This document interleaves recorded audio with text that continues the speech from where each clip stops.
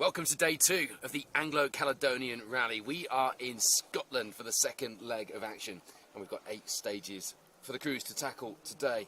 A total mileage of 57, just under 57.5 miles here on these iconic Scottish stages, many of which have featured in the RAC Rally, in the Scottish Rally going back years. Twigley's first used in 1968, I think. It's remained a fixture of the Scottish Rally and featured on rallies like the Colin McRae stages back in the day. We have 2 rallies to keep our eyes on today. The first is the overall Anglo-Caledonian leaderboard, running over from yesterday. Alan Carmichael, Jay Nichol leading the way there after that astonishing early lead from Tim Rogers and Stefan Arndt in the Fiesta ST. I spoke to Tim before we came on air, and he was telling me the stories of yesterday, and regardless of any of those, it was astonishing to see a Fiesta ST in the lead. We'll come to that. We've also got the Caledonian part of the rally, which has its own leaderboard for you to look at results.djames.org.uk, results.djames.org.uk if you want to follow both leaderboards. We will keep you up to date. This is the second stage of the day, just under 10 miles long. The first stage, Castle Ower, just over 5 miles long. That's a pretty short, sharp blast compared to what we've seen so far, and we're about to see the cars come into view. The running order for today has been published, and as yesterday, because we were expecting the weather to be a little more wintry than this, shall we say, overnight. We have got the four-wheel drives coming through first, which is different from the pre-event published format. John Wink should be coming into sight, followed by Jock Armstrong, Mark McCulloch. The first of our Scottish Rally Championship crews. And let's not forget that we do have a championship title fight in our hands, not for the overall title, that was won by Ewan Thorburn last time out, but Mark McCulloch, Stephen Petch, Ian Forgan, all in with a shout of the podium in the SRC. So a rare one for us here at Special Stage. We are covering the Anglo-Caledonian, which includes the British Historic Rally Championship crews, and those making this epic rally a one-off as well. And then we've got the Scottish Rally Championship featuring here on Special Stage as well. I'm joined by Phil Bramwell on camera here. If we have a few gaps, I'll get a word from Phil, but he's got concentration face on. We've just played a good game of Catch the Cherry Tomato. Phil managed to get 3 in his mouth in a row. One was a bit of a cheat, but we'll give him it. It's like coming out filming with an orangutan. So we're having fun, and it's a lot more mild than it was yesterday, and we actually feel like we might be able to get a live stream in without the extreme snow and ice getting in the way, which would be nice, wouldn't it? So we're going to be live with you for both of the Twigley's stages today. Bit of a gap in between for us, but you can keep up to date with all of the goings on and the latest leaderboards and updates on the Anglo-Caledonian Facebook page. Wherever you're watching today on the Anglo-Caledonian page, whether you're watching at specialstage.tv or on our YouTube channel, welcome along. I'm Paul Woodford. We are delighted to be out here. This is our big hoorah. The last rally of the season for us as a whole team. Phil and the guys will be out next weekend at Donington Park. I'll be on commentary duty at the circuit, so this is really our last big rally of the year, so we're looking forward to a good day in these Scottish stages today. As you can see, it is absolutely glorious. What's that big bit of water there called, Phil Bramwell? You know this area pretty well. I'm pleased that it's not just me that's struggling to remember, because Wayne did tell us as we were driving in, but I was nodding off at that. I'll come back to you. You'll come back to me, that's good. It's the reservoir. Early start for us this morning.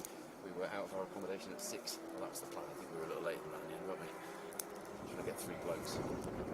Basically, very much ready and packed up in the van and out to the stages. It was hard work at the best of times. We need a mum with us. 4 blokes, I should say. Here we go then. John Wink, the first time he has.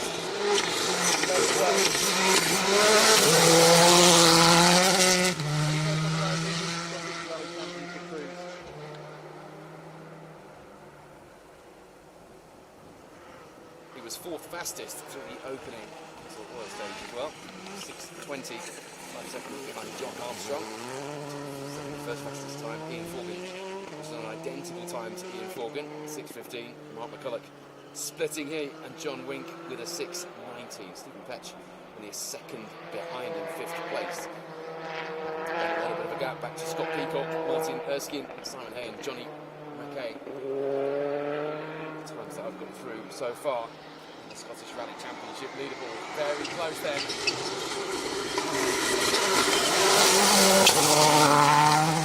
Armstrong, 5 seconds fastest to the opening stage in the MRF tyre Skoda.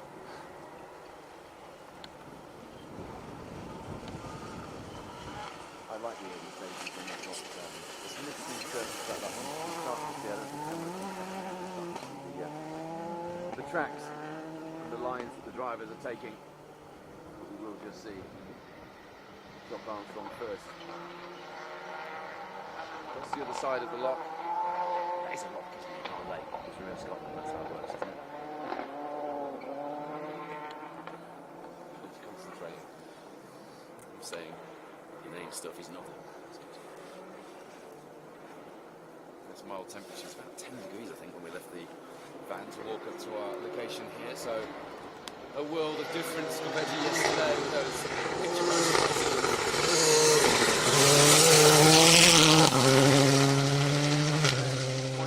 before that Scottish Rally Championship.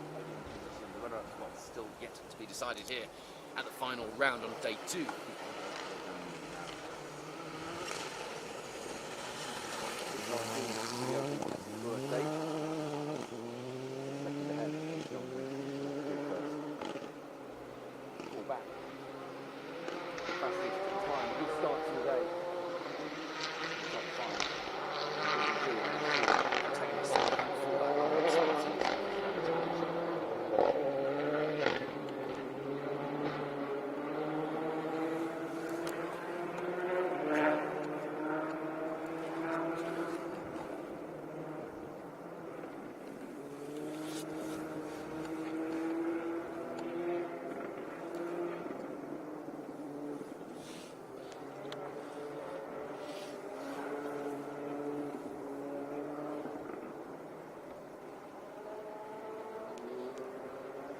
Times through for the Anglo Caledonian crews.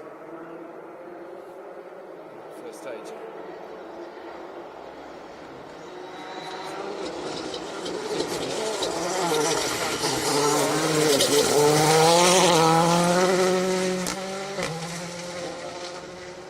Pro-tyre BTRDA Rally Champion Stephen Petch looking for a runner-up spot in the Scottish Rally Championship this year.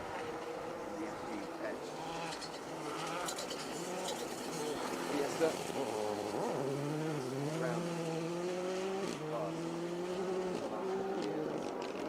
the outside at least, to struggle to sort of into anything, whether that's a championship campaign or a car.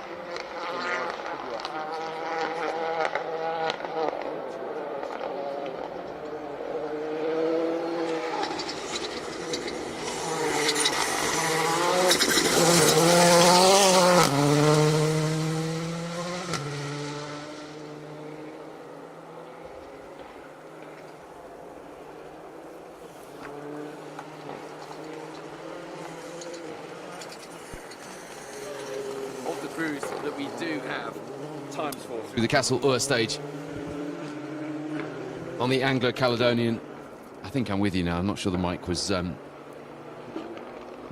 connected up, but we're back now. Of the times that we do have through from the Anglo Caledonian crews in the first stage, Alex Vassallo fastest so far, a 6:44, somewhat off the pace of the Scottish Championship crews. Jock Armstrong with a 6:15 through that 5 or so mile stage to open today. Alan Carmichael, who leads the event overall, 5 seconds back with a 6:49 through the first stage. Darren Martin back in the running after putting the car in a ditch on the very first stage yesterday. An understandable predicament given the conditions. They were absolutely atrocious. If you're tuned in watching this and you wonder what on earth we talk about when we mention brutal conditions and Killer Kielder today, it was ridiculous yesterday. I mean, there were 6 inches of snow in some of the stages as we were driving in, and we could only get 2 four-wheel drive cars into the stage even to set up or get marshals into position. So believe me, it was a tough day, but this pair, Alan Carmichael, Jane Nicholl, rally plates flapping on the back of the car, are leading the way overall coming here into day 2.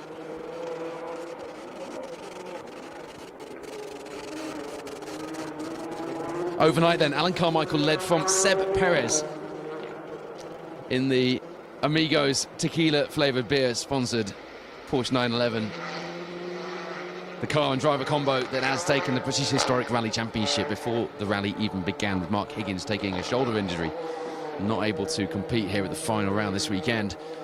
But just reflect on the fact that we had a fight between a Porsche 911 and a Triumph TR7 V8, and not just any Triumph TR7 V8, the David Appleby Engineering Works spec car. Chassis 003, which is now for sale, by the way, if you are in such a position to be able to go shopping for such treasures. Just reflect on the fact we had a fight between those two cars for the top prize in British historic rallying. Bodes well, doesn't it? And a whole host of varied cars, including many a well-driven Escort, chasing them down through the season. It has been an exciting year in the BHRC. But Seb Perez is second overall coming into today's competition. Paul Thompson, David Henderson, Matthew Stroud and Tim Kiervan Rogers, who led early on in the Fiesta, completing the top 6. Johnny McKay was 9th quickest in the Scottish Rally Championship cruise. A minute and 5 seconds off the pace of Jock Armstrong, with the fastest stage time, though. On the times that I've got, I suspect when I refresh, yeah, as I thought. Johnny's only gone back to one position. Greg McKnight just slotting into 6th fastest through the opening stage. We should start to get times through from the second stage, and we do. Wow, it is close in the Scottish Rally Championship cruise.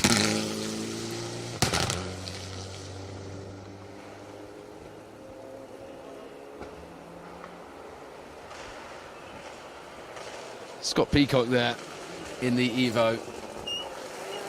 Just looking down the times through so far from this Twigley stage, the second stage of today.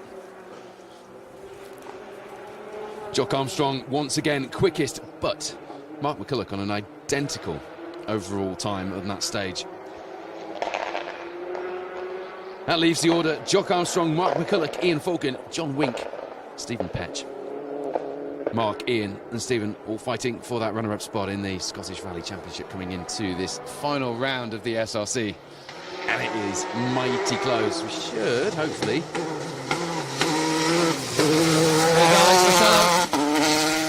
Harry Walkshaw alongside. Saw a nice comment from Harry on Facebook last night. I wouldn't normally comment on these things, but it was good. I put a video up of Alex and Harry tiptoeing their way through the second stage yesterday in Kirshop, and if I tell you that the snow was at least 3 inches deep in the corner we were stood, and a turn to Pat Tyson was had freezing rain, heavy rain at that, when they came through, you can understand why they were tiptoeing. Somebody criticised, saying, "Oh, we had these conditions all the time in the 70s, but you weren't there." So Harry commented saying, "Well, you weren't here today, so effectively jog on." But the conditions yesterday were brilliant and tough. I don't think any of us have ever been as cold. Phil, quick word from you. You've enjoyed this so far, but it was tough yesterday. Yeah, it was one of the hardest days of rallying I think I've ever done, just conditions-wise for everyone. Setting the camera up, setting the live stream up, getting it all set and sorted at the side of the stage, trudging through the forest with all your gear. You know, you're just wet through and you're freezing cold, but once you got it all set up for them to have problems as well, it was a long day for us all. I know producer Wayne was pulling his teeth out at one point when he was, you know, it's not fun at that point, but afternoon made up for it. It was great, wasn't it? Yeah, I think that DS3 R5 bumper that's just been lost near the studio van just on the next corner along. On our next camera position will be on somebody's garage wall, hopefully back in Alex Costello's garage wall later on.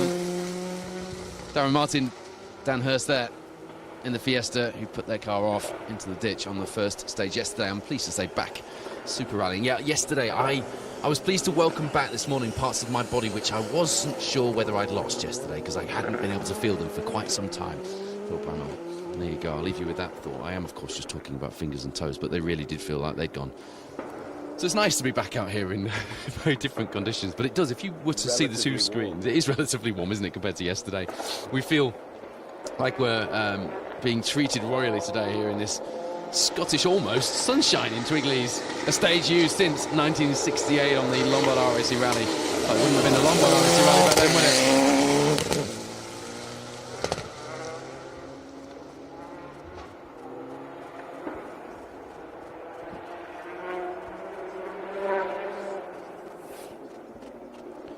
So time's coming through from the Anglo Caledonian cruise at the moment as Simon Hay heads through this second stage. Past our 2 camera locations. Matthew Robinson currently with the fastest time so far. He got held up last night and ended up putting the Rothmans-esque Mark II, that new car of Robinson's that we saw for the first time on Kielder Forest stages last year, or this year, sorry. It feels like last year, it's been a long year.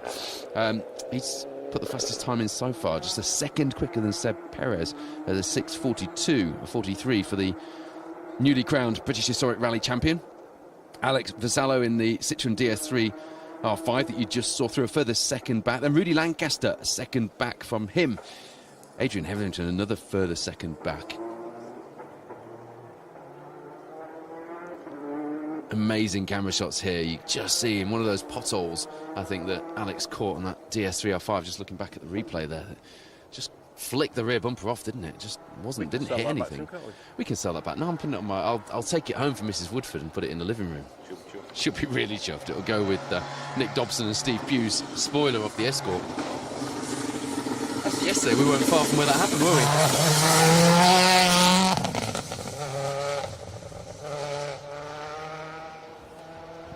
What's been interesting here,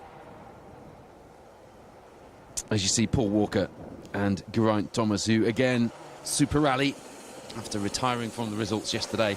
Four-wheel drives on the road first, by the way, compared to the and information that you may have seen that would have had the two-wheel drives running on the road first because of the conditions we've experienced this weekend. And although it looks fairly clement here in Scotland today, the conditions overnight were hugely different, and the organisers took what I would say was a very good decision to get ahead of things, and they have done that all weekend, I've got to say, right from the early communications coming out on Friday about cancellation of the early two stages, which then turned out to be the cancellation of the later two stages in the day. But the communication and the decision making has been absolutely spot on and exactly what you'd expect of Colin Heppenstall and his crew on one of these rallies. Bart Jandinek, Egbert Colvort, again another super rally. A lot of the four-wheel drive cars struggling yesterday, and what has been interesting, the conditions can be such a leveller. We've always said that, but Tim Rogers to come out, I mean, the results showed that it was 1 minute 7 seconds of a lead after the first two stages. It actually, once things worked out and the correct time was given, I get ever so frustrated when results allow me to quote something all day long and then change casually on the evening, but then there we go. 17 seconds was the lead after the first two stages for Tim and Stefan in that Fiesta ST. 8 years since they've been in the car, but it is the leveller, and we have seen, just there you've got British Historic Rally Championship crews fighting with R5s with just seconds between them, and it's the glory of this event, I suppose, the magic that we expected, because the Roger Albert Clark last year with the Open Rally thrown in threw up some great varieties, didn't it? When you've got crews that just come out and do this rally and haven't done anything all year, you tend to get some different stuff out, and you tend to get a few people coming out and surprising you. And we have absolutely had that. Mike Grant, Graham Coleman, last rally they did was the Kinloss Winter Stages up here in Scotland. It was a DNF for them on that one. Did win his class on the Grampian though, so we'll be looking for a good run through the remaining 6 stages that will be to go after this Twigley stage today. Yeah, I think everything from X-Works Saab 900s, which I've mentioned a few times, through to, sadly we've lost them now, but Tom Bradley in the little mini 1275 GT, fantastic story. Ed Abbott in the Jaguar XJS, the ex-Jaguar test engineer, driving one of the cars that he tested on European roads when the Jaguar XJS first came out to replace the E-Type Jag. We've had some real variety. We've got Alex Waterman in his Datsun Triple S 1600, Ian Beveridge, Richard Wise in the glorious Corolla TE27, a couple of really nice sunbeams.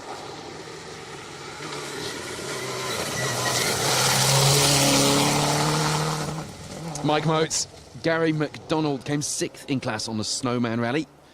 A number of the Scottish Rally Championship crews count the Snowman as their last rally. I think the last round of the Scottish Championship, wasn't it, actually? So you'd expect that.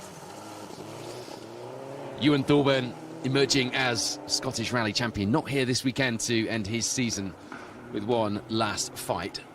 But there are 3 men fighting behind him on the championship leaderboard, and they're fighting here this weekend for that runner-up spot. Mark McCulloch, Stephen Petch, Ian Forgan. 2 leaderboards to keep our eye on today, and if I refresh the results from this first running of Twigleys, I'm hoping I will have a good picture for you of how that championship fight is going.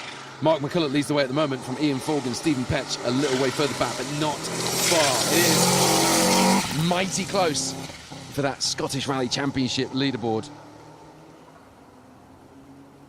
Stuart Patterson, Alice Patterson alongside.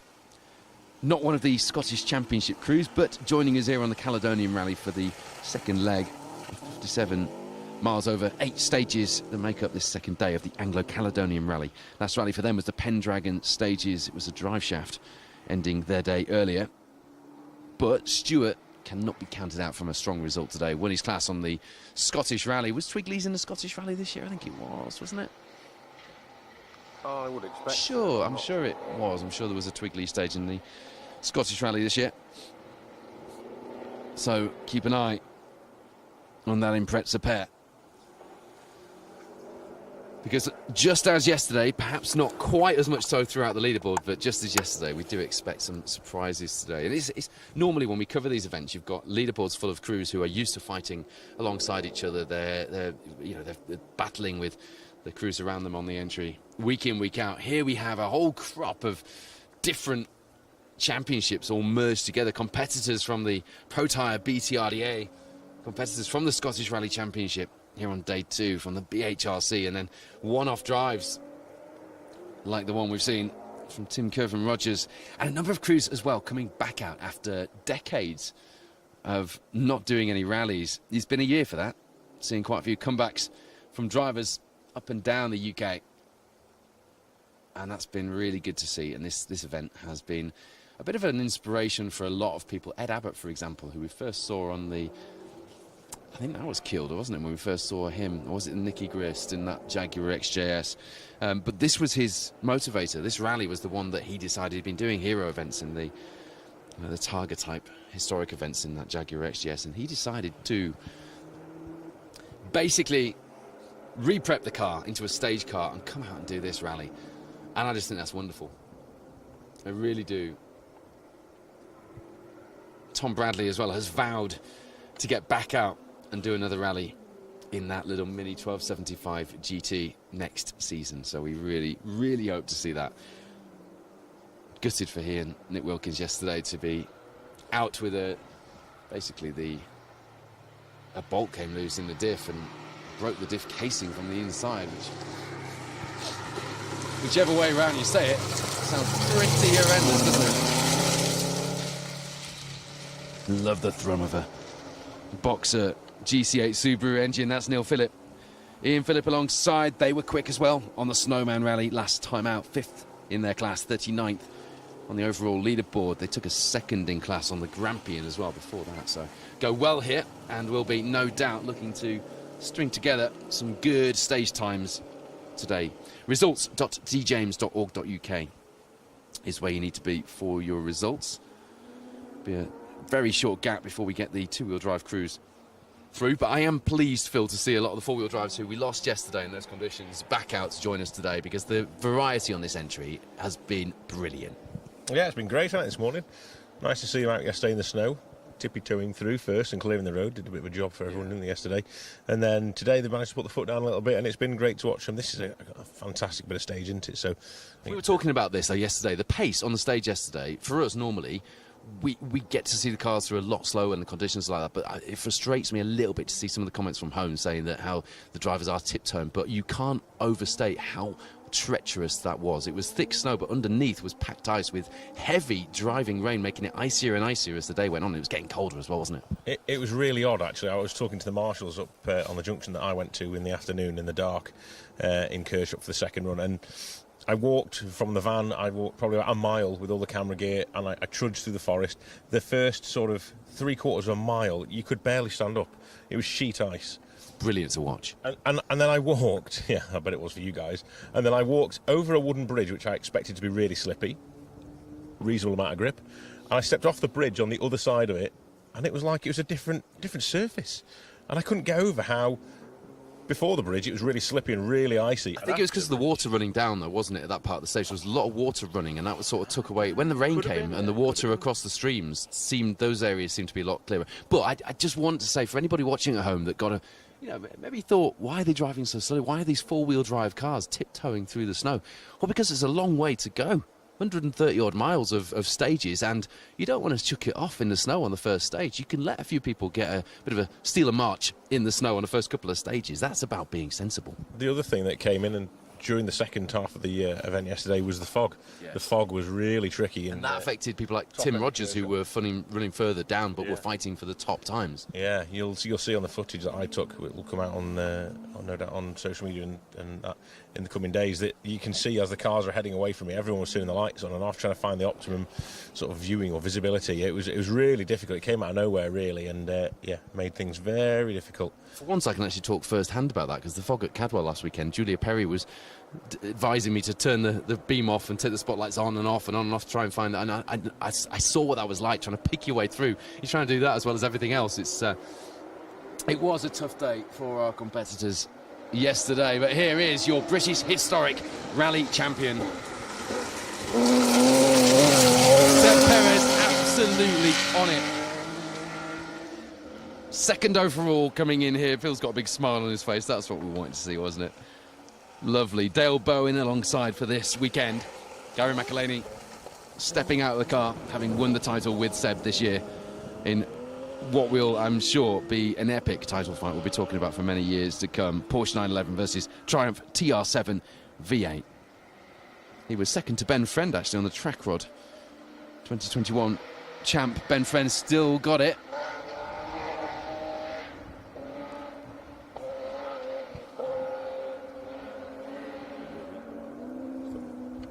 That is really nice to see, isn't it? Seb really pushing that Porsche 911. No farmers, no food. The yellow and black strapline emblazoned on the bonnet and on the boot lid of that Porsche, a cause which should be close to all of our hearts, of course, supporting our farmers. But has been particularly close to Steve Perez's heart. He was speaking at a demonstration in London alongside Jeremy Clarkson last week. There's a man who is making amends for yesterday, caught up on the stage. An unfortunate moment. I started to mention it earlier. Got caught behind Ken Sturdy in the IT at Spectrum car, which you can't help. In the snow, you can't risk pulling over. You might not get going again. You don't know what you're pulling over into. So in his frustration, I think Robinson and Collis got stuck in a ditch. It was actually Andy Davison and Tom Murphy who stopped and took a maximum stage time to help pull Robinson and Collis out of that ditch. And if that isn't from our BTRDA Silver Star champions, if that isn't the sportsmanship that really we all came into this for, I don't know what is. A fantastic story, and I'm pleased that Andy Murphy sent me that last night.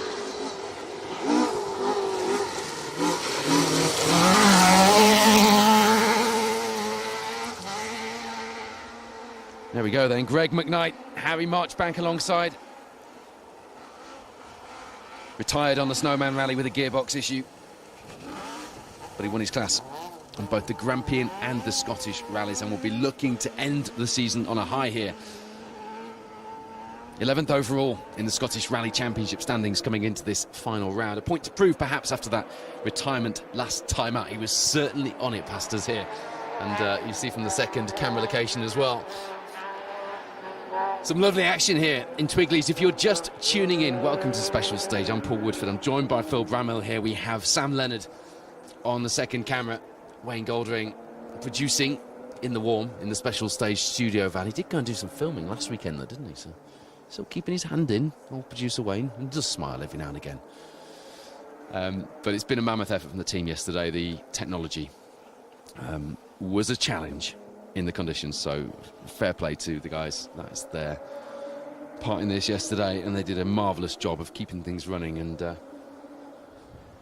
on those sort of days when the chips are down and everything's against you, whether you're competing, whether you're marshalling, organising, as Colin and his team were struggling with the challenges yesterday, or whether you're doing what we do, you look back and I think you value those days the most.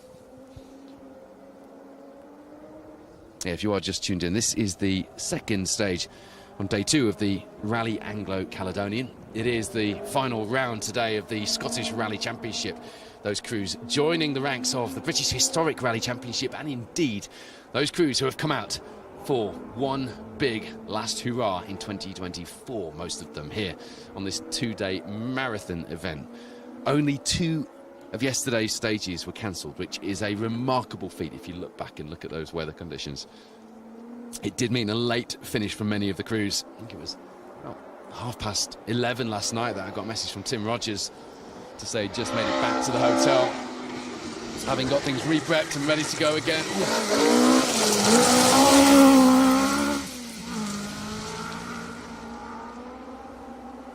Rudy Lancaster, Guy Weaver really pushing hard through here, weren't they?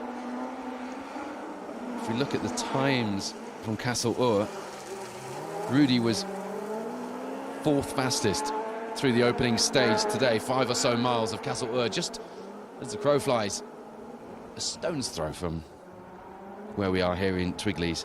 Do you like that, Phil? I got 2 little metaphors in there in one. You did, yeah. It was a bit poetic, that, wasn't it? Matthew Robinson was fastest on the times I've got here through the opening stage. Rally leader Alan Carmichael, 6th fastest, equal with David Henderson. That's an interesting turnout for the books. David Henderson swapping the Rally 2 Fiesta for the Mark II this year, and going up against Rally 2 machinery and doing it in style as well. An equal 6th fastest time through that opening stage.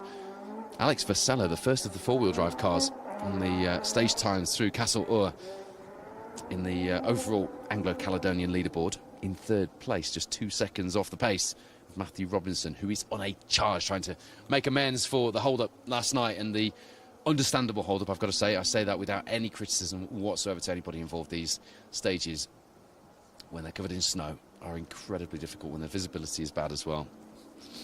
Lots of decisions and calls having to be made in the heat of the moment, but he's on a charge this morning to make that back up, and Matthew Robinson and Sam Collis on a charge is a very fine thing indeed. So I'm looking forward to seeing how that plays out.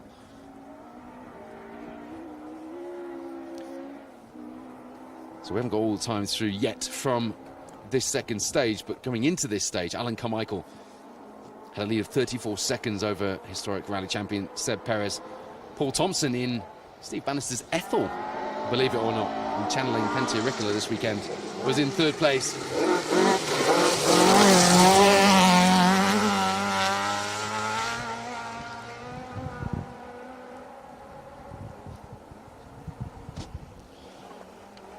Dave Henderson, who is currently in 4th place overall coming into this stage, passed us there, and they all seem to be fairly on it, don't they? Perhaps they're just making the most of these conditions while they last, because we do expect rain at around 4 o'clock this evening. We'll miss, I think we're going live again for Twigley's around 2 o'clock, is it, Phil? Something like that. We'll confirm later. Make sure you stay tuned to our social media channels for the latest and any updates that we have throughout the day. But yeah,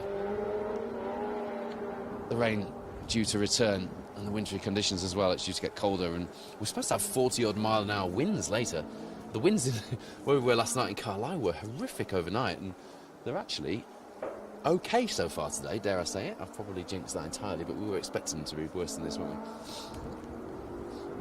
we? We were discussing this on the way here. Would you prefer doing what we do, 40-mile-an-hour winds or driving rain, Phil?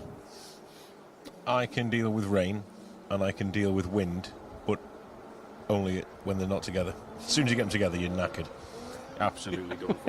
Yeah, it's hard work, isn't it? I think I'll take the wind, because you can put a few more layers on and still manage to hang on to things. And I've got one foot in the future. I'm using my iPhone. I'm taking pictures of my notes this weekend because of how bad the conditions were yesterday.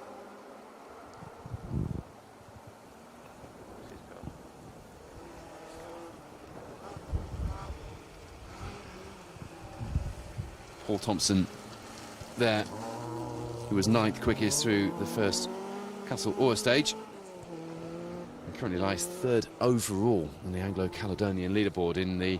This is what confused me last night in the dark, in Steve Bannister's Ethel, which has been painstakingly rebuilt. And there is... Yeah, there's the second of this. Ever so confusing in the dark, that one. There is the man himself. Steve Bannister, equal 10th quickest with Paul Thompson in his sister car through the first stage this morning. That's an interesting one, isn't it?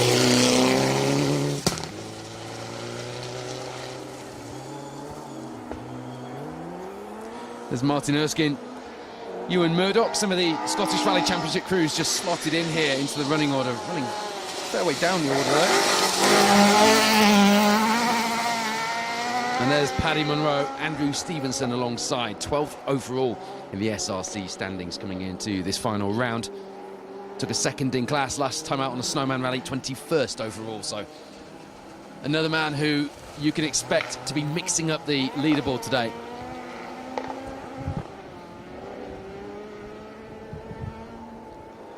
You'll have to do a little bit of maths wherever you're watching from if you want to compare the times between the two.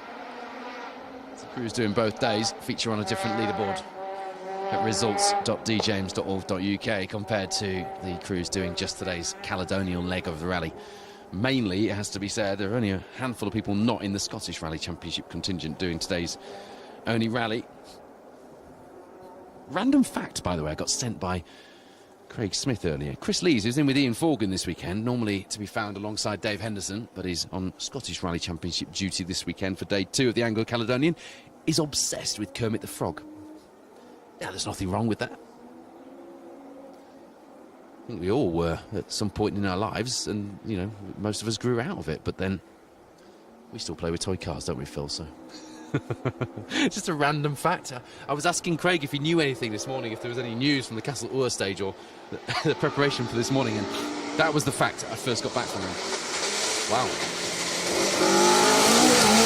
I presume it's nothing new, and that Chris hasn't suddenly developed an obsession for Kermit. It wasn't this morning in the Castle Ur stage, but you never know. Lovely smell from Fraser Smith's escort there. Say again. Just decided it on the start line. Just decided, yeah. Yeah. Today I'm having it. Kermit, you're mine. Charlotte McDowell alongside. They won their class on the Snowman Rally. They were just inside the top 20 as well. Don't rule them out for mixing up things on the stages today.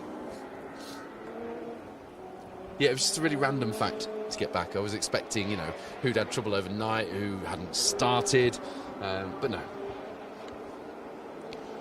Speaking of which, Chris Colley, Ricky Finlayson, who took a top 10 in class on the Grampian. They are 11th in the Pro 4 class coming into the Scottish Rally Championship final round.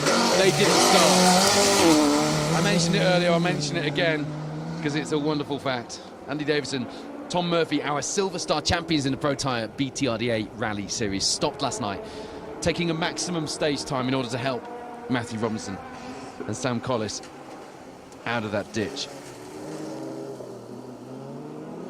Last saw them on the Cambrian when they surprised us all by super rallying and still managing to take first in the Silver Star, sealing the title for them. And here they are, doing both days of Anglo Caledonian in that Sunbeam VXR, which has become a bit of a,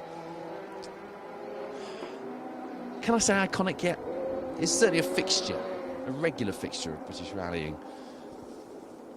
And it's not often driven in a straight line, which is a joy. Back to the times, I haven't flicked to the SRC times. Right, so Jock Armstrong and Mark McCulloch out in the lead through this stage then, a 9:49 from both of them, equal times. Ian Forgan just behind. 9 seconds the difference.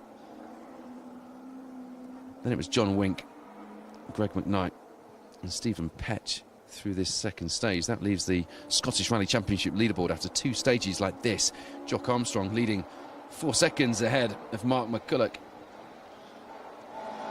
A further 5 back to Ian Forgan. It's close.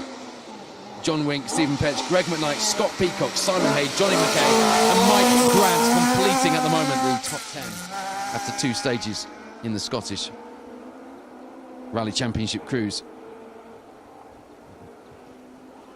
There was Brian Jardine, Declan Campbell.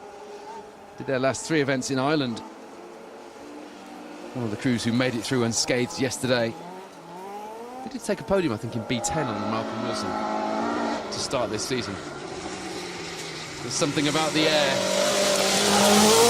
at this end of England and into Scotland, I think that suits them. Because they were one of the few crews that did get a clean run yesterday, not having to super rally today. Matthew Stroud, Josh Carr. Last time we saw them was on the Moulton Forest stages, before yesterday, of course. They were 6th historic, I think, in Moulton. Times coming through then, with the top 10 of the Anglo-Caledonian overall leaderboard being quite mixed up with yesterday's conditions. That's the way a little bit longer before I give you a full view of what went on. But that man, Adrian Hetherington, had a tough day yesterday. Ronan O'Neill alongside. It was a DNF on, if you want to call it a test, the test that they did on the Moulton Forest stages ahead of the Anglo-Caledonian yesterday, retiring from the results and having to rejoin and super rally today. But we're glad that they are, because they are on a charge, aren't they? It'll be interesting to see where those stage times end up. So the second stage, the 10 or so miles through Twigleys, following the Castle Ur stage, Seb Perez on an absolute charge. And I mean that. The conditions are perfect today. Phenomenal to watch, wasn't It was phenomenal. He just could not believe how much he was on it, and it shows in the times. He did a 10:28 through this second stage.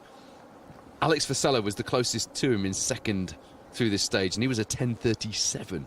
Matthew Robinson behind him, a 10:38, and then 2 further seconds to Alan Carmichael and Jane Nichol in that Hyundai i20 Rally 2, who, after yesterday, making it through, will probably, I think, be taking a sensible approach to today as well, because it worked for them yesterday, and after all, they are in that overall lead. But I'll tell you what, that lead is coming down.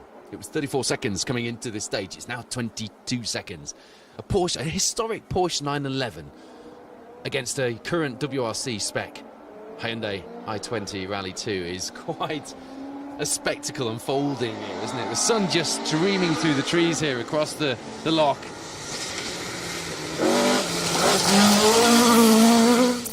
Ken Sturdy, who had a pretty clean run through yesterday,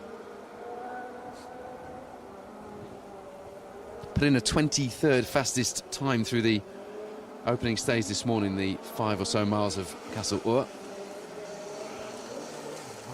Leaves him in very strong at the moment, 8th place overall.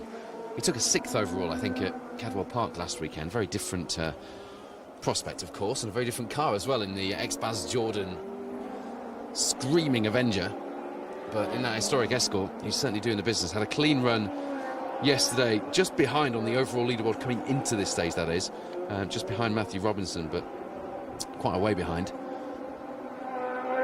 Those two having that moment in the stage last night, both local. In fact, Sam Collis, Ken Sturdy, both Hull lads. Well, actually, Sam Norris Chesterfield is an honorary Hull lad these days. We claim him for our own. Philip Squires put a quick time in equal to Steve Magson, another of the crews who ended up parked in a ditch last night in the snow. But Phil Squires got through. He's put a 14th fastest time in through Castle Ur. Currently 17th on the overall Anglo-Caledonian leaderboard. 2 leaderboards to keep your eye on today. The overall Anglo-Caledonian, which includes the British Historic Rally Championship crews, and then the Scottish Rally Championship, where, although the title has been decided coming into this final round, there is a fight on for the remaining podium positions. Ian Forgan, Mark McCulloch, Stephen Petch, currently in that order. I know it's not in order, is it? Mark McCulloch leading that charge at the moment. 5 seconds ahead of Ian Forgan.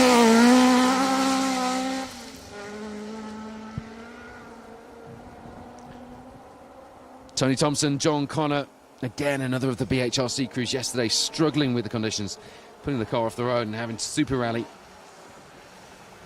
We know they can go well. They showed it to us on the Moulton Forest stages. Top 20 overall leaderboard position, top 10 historic result for them. Ideal preparation, perhaps, for this weekend, but nothing could have prepared any of the crews for what they got yesterday. Storm Burt was coming, and it had all the hallmarks of Storm Arwin, from 3 years ago. That tumultuous night that many spent in the forest in the Roger Albert Clark Rally. The organisers, I think, it's fair to say, learnt a few things that night, and they put them to good use here. Gordon, Montana Morrison, Ian Parker. Last rally they did was the Malt Rally, an extremely unfortunate and frustrating DNF for them when the drive shaft went. It's just gutting. But a quick pair, 19th overall in the Scottish Rally Championship standings in that 2.5 litre Escort. Multiple top 10s in the Pro Tyre Asphalt Champ as well this season. Oh, he's got a nice smile on his face as well. What are you looking at the sky for? Raining. It's not raining. Is it raining? Raining. Oh, goodness me. We've still got some blue sky. I'm hanging on to that. Phil Bramwell has announced it's raining. That doesn't matter to you. Don't forget, wherever you are watching from, whether you're watching at home, whether you're having a sausage sarnie like Tim Rogers is before he gets out into the rally. Fancy a sausage sarnie now, do you? That's killed me. Is it? Yeah. Sorry. Well, wherever you're watching from, I had whatever. a stale croissant this morning. It wasn't that stale. I gave you my last croissant. I gave you my last croissant. That's what I get for doing that. Wherever you're watching from, whatever you're doing, all you got to do to get in the draw to win one of our Rallying is Life Lombard RAC Rally themed T-shirts that you can't buy. You can't even nab one from the back of the studio van. Producer Wayne watches like a hawk. Tried. You have to win one by getting involved with our coverage. We, along with Dan Elmore at Rallying His Life, wanted to get you guys more involved with what we do. We wanted to get some more feedback. We wanted to have more chats on the stages. Now, we'll do some of that, I promise. And we've got these T-shirts to give away with each one of our live streams. So please do let us know where you're watching from. That's all you got to do. No tricky questions to answer or anything else.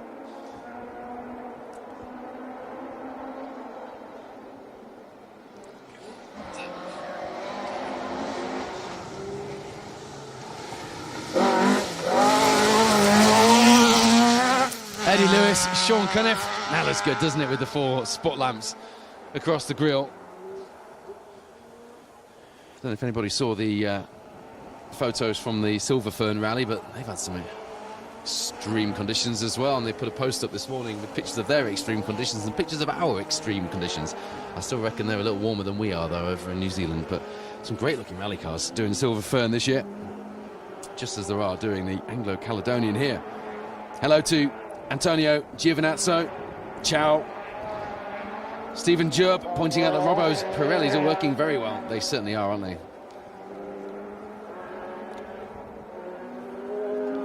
Claire Nitsalat confirming it's 2 p.m. The next stage through Twigley's here when we'll be live. Thank you for that. I should really have known, but I've had a sleep since I last saw the running order for today for our live stuff. Hello to Stephen Jurb, Harry Taylor, David Cooney, Tim Sawyer, Steve Magson, Kevin Barden through in the rear-wheel drive Astra. Some good times from them yesterday before they unfortunately ended the night stuck in one of the Killer Kielder ditches. Killer Kielder very definitely living up to its reputation yesterday, particularly with some horrific weather thrown in for good measure. Hello to Jolanda de Vries Verwoerd. I hope I've said that right. Watching from the Netherlands. Brian Kemp. No concrete posts here. I wondered how long that would take. Phil, it's not funny. I've had so many jokes about that. Find it offensive? That's again. Did you find that offensive? What, your little chuckle into your arm? Did you find that offensive? Oh, no.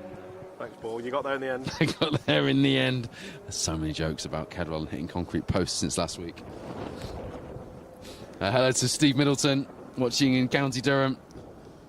Oh, David Cully's watching from his sickbed in Cumbria. Hope you get well soon, mate. Andy Darlington, hello to you. Geraint Evans as well, watching from Portmagog and Bordeaux. To you as well. Martin Dixon says we've had it rough, but he appreciates our efforts, watching from Hornsey in East Yorkshire. Thank you, I appreciate that. We haven't had it as rough as some. We at least got to climb into the back of a warm studio van and get back to some nice accommodation last night. Although Phil did not join me in the hot tub last night. I needed that.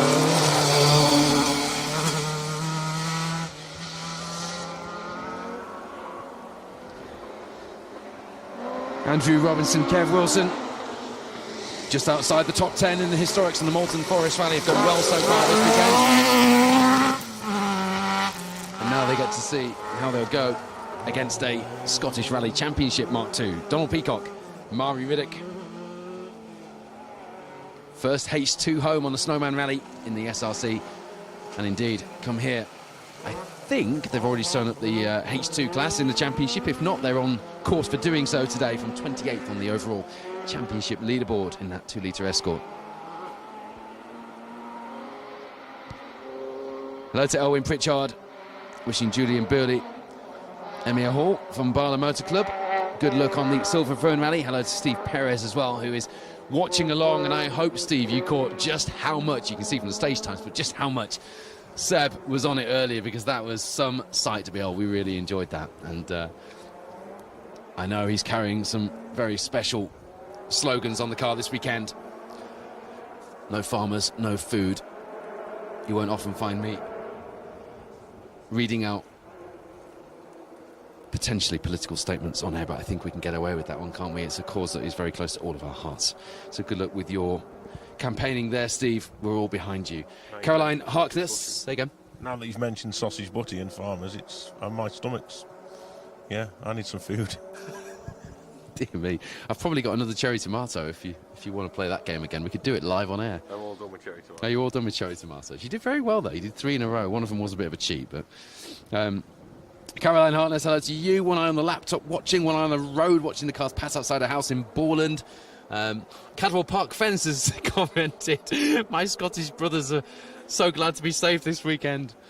The fact that somebody's gone to the effort of setting up a Facebook account called Cadwell Park Fence and trolls me around whatever coverage or content I see to put online is both quite disturbing but hilarious at the same time. That's your greatest accolade, that is. Well, crashing into my own fence that I put up when I was at Cadwell Park. It's brilliant. The fact that you're getting trolled for that is brilliant. It's probably Julia, because she's been very quiet since then. Could be. I think I'm on something there. Julia Perry has set up the Cadwell Park fence page. I'll tell you what, he's on it, isn't he? I'm really enjoying this morning. This stage has certainly delivered so far.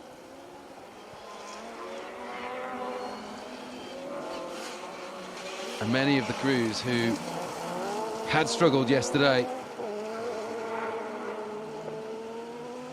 are really getting back on song today. Charlie retired quite early yesterday. I'm just trying to look when he retired on the stages. Graham Wild alongside in that MGZR this weekend, but they are back in Super Rally. The track rod last time out was Charlie's first DNF in 6 rallies this season, given it's his first season of rallying, and he is impressed and really pushed hard. That is not a bad effort at all, and we're looking forward to seeing how he goes. He was certainly pushing hard through here, wasn't he?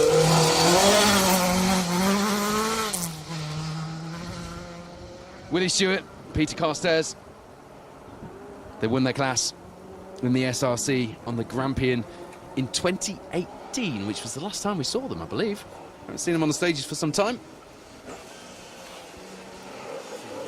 Paul Farher, hello to you. No commentary woes today, watching from South Wales. Well, there's a few commentary rows involving cherry tomatoes and Cadwell Park concrete fences, but other than that, we're all good. Dylan Fowler-Bishop as well. Good to see him out. Difficult day for him yesterday.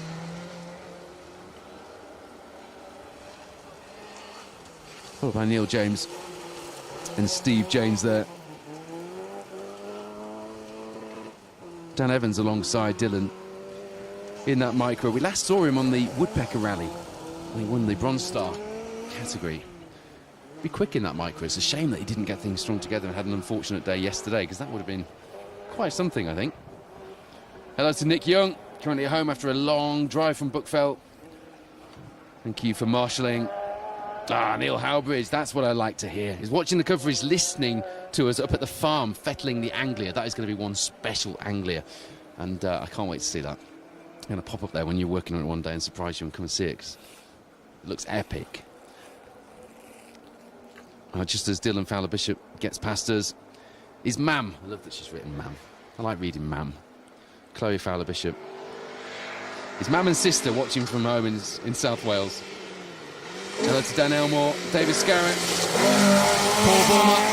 And there is Alex Waterman in that beautifully historic, detailed Triple S 1600 Datsun. It really is some machine that. We saw it last on the RAC. I haven't seen Alex since then, actually. Very busy with his EDSL sport commitments these days, but a young man who took the, starting the BRC, was taking a fairly conventional path through the R2 route and then decided, nope, I'm going historic. And we saw him in the Skoda Estelle on the RAC in 2019, I think it was. And he came back out in that Datsun afterwards. And oh my goodness, it is something special. Definitely a potential class winner this weekend, Alex, in that Datsun. I'll join some of you guys on YouTube as well. I've been concentrating on chatting on the Facebook stream, but I will join you on YouTube as well shortly. There's Derek Belbin, Steve Dargan. Last time we saw them before this weekend was the Manx Rally. I think they got caught up in a bit of an on-stage situation with Tim Rogers and Stefan Arndt last night. It was difficult to see in the dark in what order the cars were running in. It was like, that's an escort, brilliant. Oh, and another escort, great. In the dark, it was very difficult, but I think it was Belbin that got caught up on the same bit of road as Tim in the Fiesta, who we haven't seen through yet. Chris Squires, Sean Hughes had a successful Track Rod Historic Cup in preparation for the Anglo Caledonian Rally.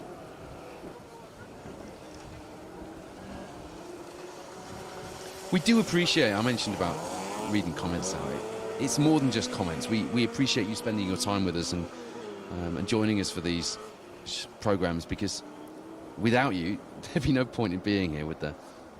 So we do really appreciate you. And here we are. I managed to get the YouTube stream up. My hands are working a little better today, seeing as I can actually feel my fingers. Hello to Paul and Liz, watching from Lancaster, supporting Jock for the Scottish runners. Well, he's doing well so far, isn't he? Optimus Media, watching from New Zealand. You've got some rallying over there to watch as well, haven't you? I haven't seen much of it, I've got to say. Normally, I was saying to Phil, I'm a bit invested in the Silver Third, and I watch the build-up, and I'm aware of who the runners and riders are. I'm not really this year. We've been so busy. I think James Ford's leading. Is James Ford leading at the moment? So, Neil Shanks, yeah, I think so. Fantastic. But no, I've not been as invested this year as I normally am, but a small issue of rearranging the fences at Cadwell Park last weekend would probably explain part of that, at least. Valiant Valium is enjoying the stream, or his right ear is enjoying the stream.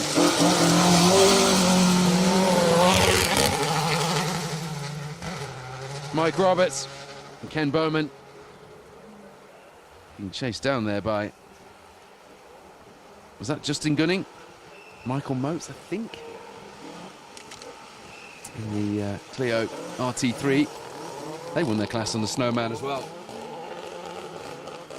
Caught their marker man there, haven't they, in that stage? So we're hoping to get past and clear them quickly.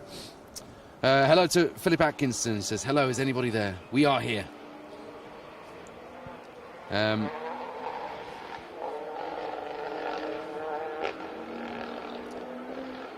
Dan Jones, thank you for watching, mate. Jimmy Anderson, Stuart Evans, Charlie Thornton. Why do the car numbers not match with the entry list? They do, but there are two different leaderboards, if that's what you're thinking. So the Scottish Rally Championship crews have their own leaderboard today, and then the Anglo Caledonian, because they obviously one day of rallying yesterday, have their own. There's Mike Phillip, Laura Dawson alongside. Last time we saw them in the Scottish Championship was the Kinloss Winter Stages. They were 5th in class, 8th in the Scottish Tarmac Championship crews, but they come here 4th in the 4M4 class of the Scottish Rally Championship. I'm not used to reading out Scottish Rally Championship classes. I'm quite pleased that next year, actually, Motorsport UK are going to rationalise it all a little bit, so we won't get as lost in what the different classes are, but yeah, it's nice to be calling out different classes. Stuart Evans, you guys in the Orange Army deserve huge praise, particularly the Orange Army. They're brilliant, and they have been great this weekend as well. We actually doubled up as Orange Army yesterday, didn't we? We signed on as marshals Michelle Petrie, hello to you. Yeah, we are a tad warmer, actually. I can feel all of the things that I remember being born with today, which is great news. Great news for you as well, getting those 2 cars back. We can't be more pleased for you. Phil and I were sat in a hot tub on Friday night, and that was the best bit of news we'd had all week, wasn't it? That was fabulous. I did drop my phone in the hot tub after we'd finished talking to you on the phone, though, and I spent all weekend trying to dry the blooming thing out, and it's just about charging now. So, yeah, we got quite excited when you rang us with that news. And to anybody listening who is possibly thinking of stealing a rally car, don't mess with us, you Wazzocks. Because we'll have you. And we proved it. And to anyone saying there's no point sharing it because it'll already be in bits in the container, stop laughing at me. I'm trying to sound hard. If anyone who told me there was no point sharing it because it's already in bits, already in a container, next time, get off your derriere and share it yourself and be part of the solution, because we can win these battles with these absolute Wazzocks. Niall Cowan Jr., Charlie Sayer Payne. If anyone's just tuned in at that point, I do apologise. There's some context, but I'm probably best not bringing you up to speed on it because I'll not stop. Won their class as well on the Snowman in the MGZR. Looked to be going well here. It'd be interesting to see how they go versus Charlie Tuthill in the MGZR. Of course, a bit more experience in that MG than in Charlie's, doing his first season in the Tuthill MG. How long before we see him in a Tuthill Porsche, I wonder? Not long of that. No, indeed.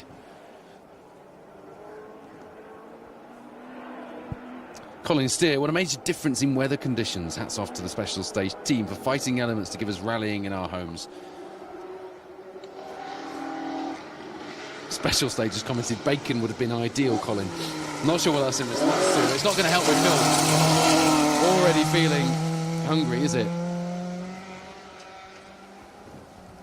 You okay, Phil? Toying with my emotions. William Patterson with Mini Rally Challenge driver Tom Hind alongside in the Sunbeam. Last time we saw them together was the Snowman Rally, and Tom was actually ill, frustratingly, so they didn't make the end. So, although yesterday they are super rallying, I think, because they got stuck in a ditch as well. They are back. Michael Jenkins has a new soundbite. You Wazzocks, we'll have you. Love it. I look forward to seeing what you do with that one. Team Tuts Clump Proper Cider. Love it.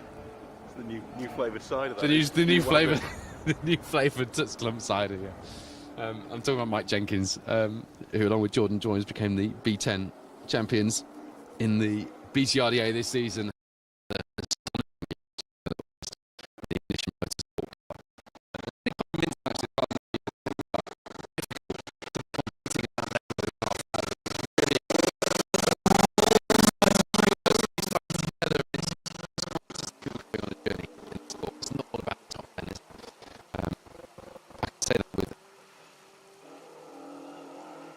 First year of competing as well, started at Anglesey on the Lee Holland Memorial Rally in a Proto Fiesta.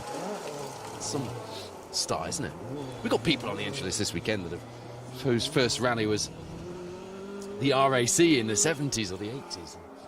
And we've got people who started in a Proto Fiesta, nigh on a WRC speed, I won't say spec, speed car on Anglesey. That's quite a daunting prospect. Don't mention concrete.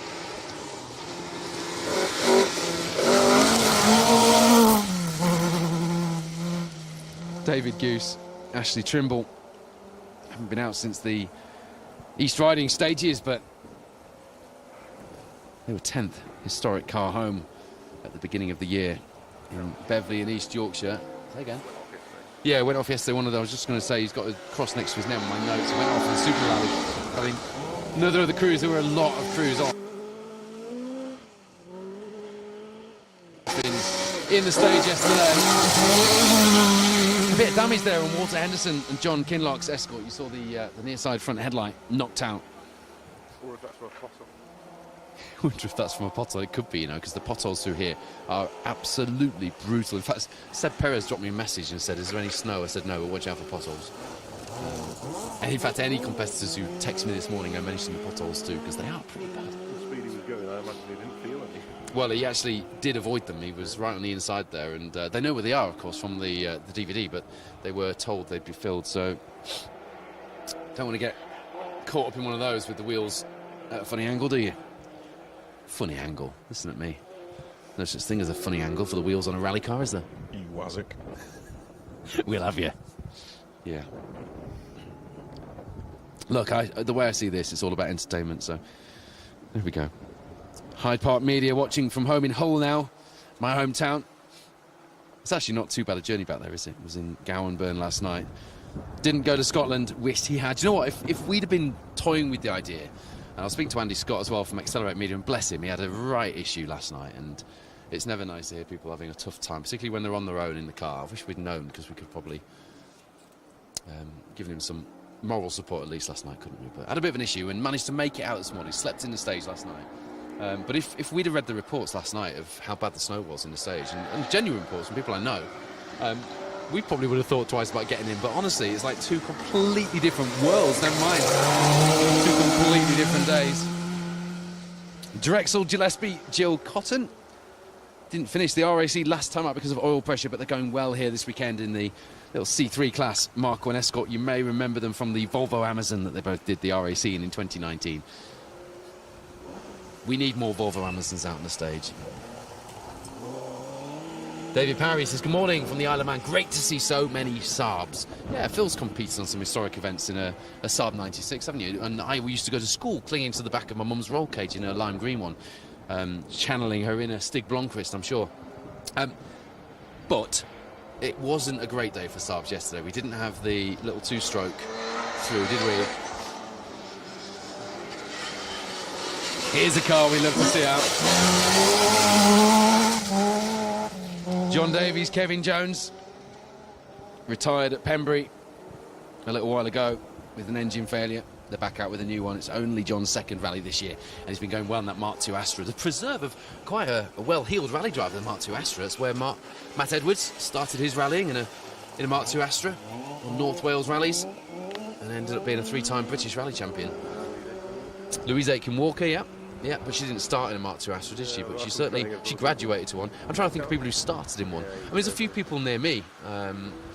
Mark Sands, who I know from Hull, who competes in one, and the yellow and red one. It's just a great-looking rally car, and they just seem so robust, don't they, as well? I'm surprised we haven't got more out in historics. But Group A is coming. They are good down the lane. You see quite a few in road rallying, yeah. A couple of really nice ones on the Kilwendeg.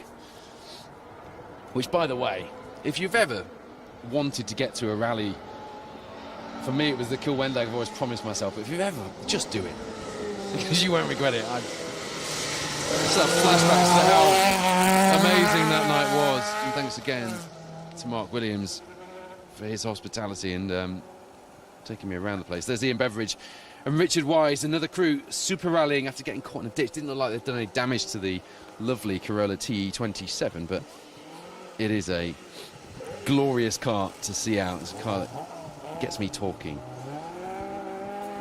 about rally cars, and I get all nerdy when I talk about cars like that. There's another car I've been looking forward to seeing. Talking of variety, David McLeod, Eamon Boyle won the H1 class on the Snowman Rally in that Hillman Avenger. We did see them on... What rally did we see them on? Was it the Rally Nuts? I'm sure I saw them on Rally Nuts this year. In that car, they were on the Rally Nuts. Come on, look more positive. I see that many rally cars. Say it with confidence. No, I know, I sometimes struggle with what events, and I've definitely seen the car. I think it was the Rally Nuts stages. I do enjoy seeing them then. Yeah, no, they're fantastic to see out, aren't they?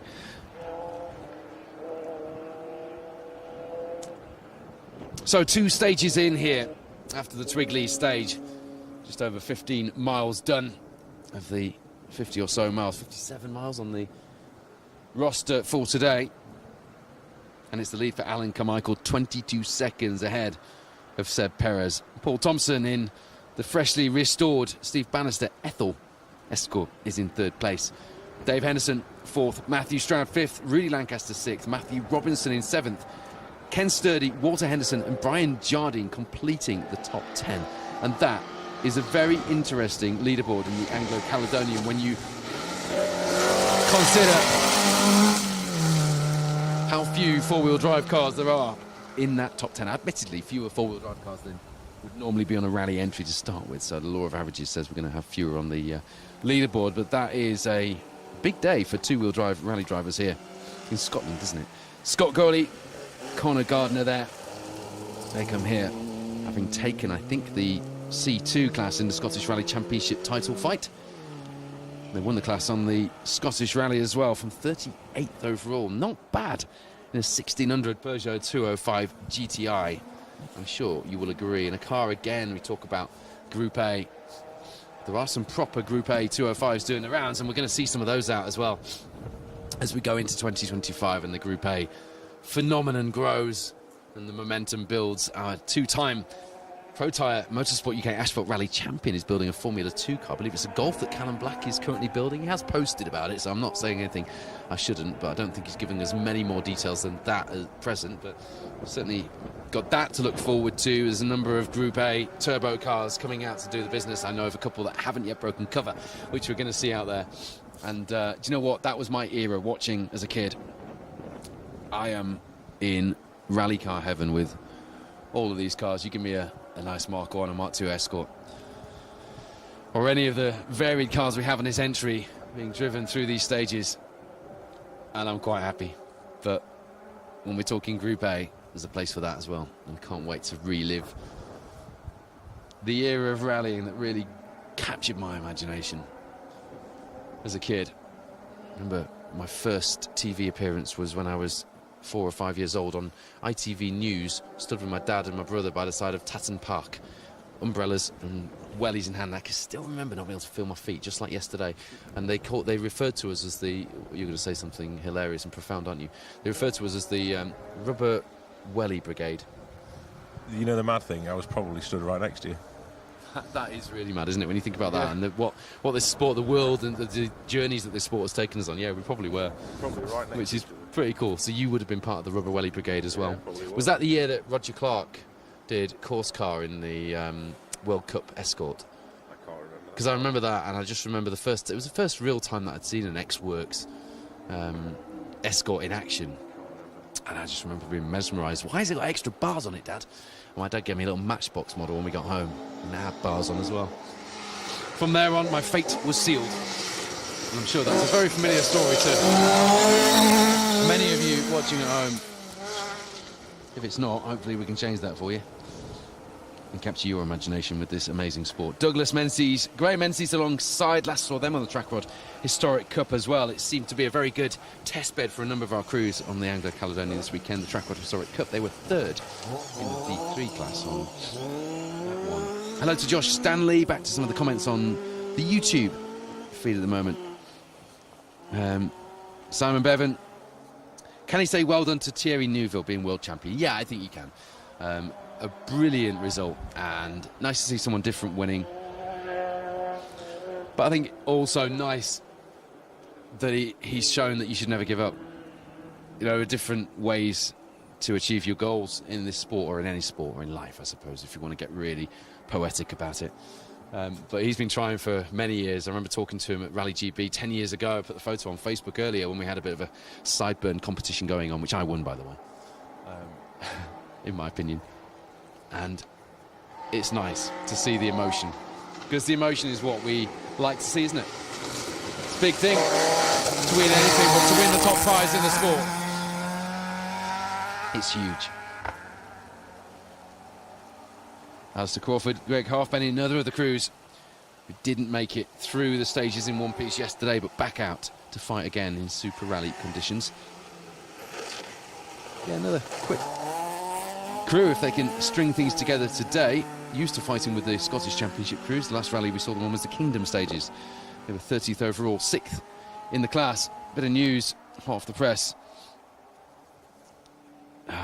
Guessing Steve Higgins, Chris Hees in the Saab couldn't source a replacement two-stroke motor. So, unfortunately, we don't get the absolute treat of seeing a two-stroke Saab through the stages today. That, I guarantee, without even knowing what's coming near, that would be the best-looking car coming down that bit of road. It would have a lovely two-stroke haze behind it as well, and did yesterday in the snow. And Chris had sent me a message beforehand to say, look, we're not, they rolled the car on the track rod, the V4, which was we were all gutted about. I got a message from Julia Perry, actually. She was excited that they were on the entry, thinking maybe they'd prepared the car. It's not, it's the two-stroke one. And he said, look, we're going to be really slow. It's just about getting round for us. And I'm gutted that they're not able to get round. Who cares if you're slow, because it is such a pretty car. James Brady, the second of our Porsches this weekend. I do like the look of that thing. With the orange headlights. Jack Brady alongside another Super Rally crew. And here is a crew flashing their lights. Tim Rogers, Stefan Hahn, thumbs up. I am just so chuffed for Tim. He had one heck of an adventure on yesterday's opening day, leading overall after 2 stages by 17 seconds, even if the results were showing 1 minute and 7 seconds for most of the day. It was actually 17 seconds that lead after 2 stages. Got held up. Probably you wouldn't expect him to be leading the rally by now, more would he. But he did get held up, which didn't help things yesterday. Andy Madge, Matt Cooper were going well yesterday in those conditions as well. It was all about who was comfortable in the car, and you can see the Fiesta chasing the Porsche down here. He did catch, I think it was Derek Belbin that he caught, but I could be wrong on that. He certainly caught one of the unarched Mark 1 Escorts. Difficult to see in the dark. Last night, made up his 2-minute gap, and then got stuck for quite a while, which was ever so frustrating. But it'll be interesting to see where Tim's times end up after this Twigley stage, because ignoring the fact that they were leading overall after the first 2 stages, Tim Kirvan Rogers was in 6th place overall coming into this second stage of the day, which is, it's just, those little stories. Do you remember when Julian Wilkes did the business in the snow on the Widine? And I think Matt Smith has had a Widine or 2 under his belt in the little Ford KA from time to time. When you get a story like that with an underpowered car and a crew that you wouldn't expect to see leading, it always gets everybody chatting, doesn't it? And it's a really little magic moment we'll all remember. We'll talk about that for some time. Yeah.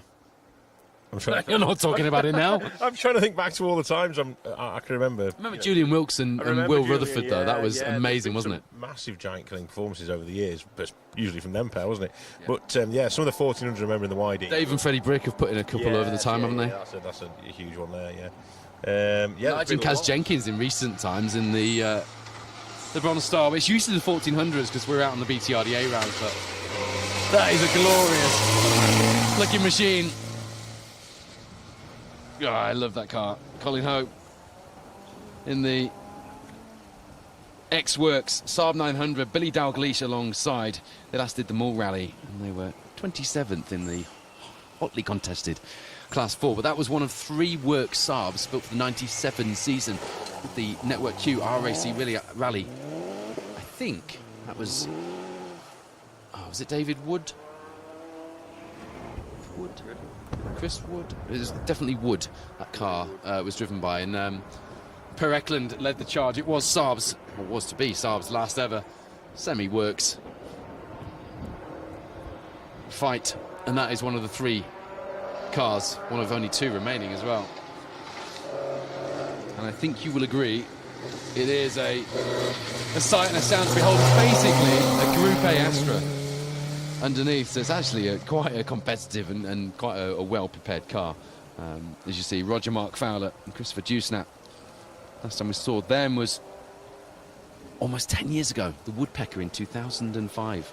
I said this earlier, this is the sort of rally that brings people out to do a rally who perhaps haven't done one for quite some time. And I do like Colin's events for that. It excites me. So really good to see them coming back out. But then again, you go back to Tim Rogers, 8 years since he was last in a rally car in that Fiesta. And I mean, he was actually going to hire a Mini from Spark Developments for the Cadwell stage and was that worried about not getting the Fiesta prepped in time for this that he just has so much on. He's been doing it between work and then couldn't find a service crew. And it's when you're not doing it all the time, you've got to put all these things together and get people behind you, and that's hard. I bet Spark wished they'd lent it to him and not you. Oh, it never ends. Yeah. No, they're a strange bunch. George Clark and Jamie McBain and Dave Simmons. They were almost delighted that I'd crashed the car because it gave them a chance to see what they could do, to show everybody how they do arrive and drive, because we were getting that thing to the end. Yeah, it was impressive, wasn't it? It was. It was a mega job by the team, and they were not going to give up, were they? No. Yeah, it was incredible to watch. They were on it all day, the whole team. At one point, and Cameron Barkley, I've got to thank for giving me the lower arm off their spares package, but at one point George even said to me, look, we all agreed before this that your car was getting to the finish, so if it comes to it, that's coming off my car. Amazing adventure, which I probably shouldn't talk about too much on these live streams, but I will talk about for a long time to come. And a big thank you to the team and to Julia Perry for her efforts that weekend. It was a fabulous, fabulous day.